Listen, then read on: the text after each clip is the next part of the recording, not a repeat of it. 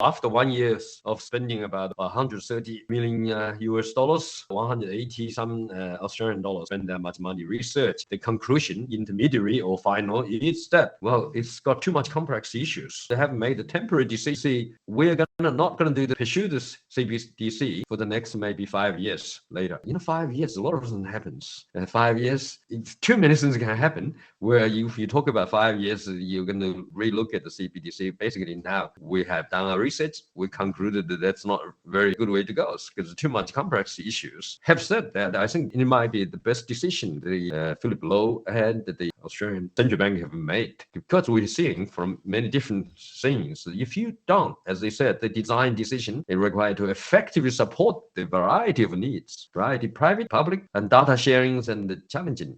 And the technologies to implement those requirements, main concern on a single CBDC platform, are also complex and want to warrant in future research. That's what the report said. But when you read, the reason they have highlighted a few, number one is the privacy issues. Because once you've got a CBDC where the digital and it's also centralized, in other words, it's not DeFi, actually just like a traditional, but what is worse is with these technologies, you can almost track in like WeChat, where you can track everyone, what they're doing with their money, and also where they did it and how, when. With the AI, I mean, you can see the relationship. The government basically have everything control once they follow your money.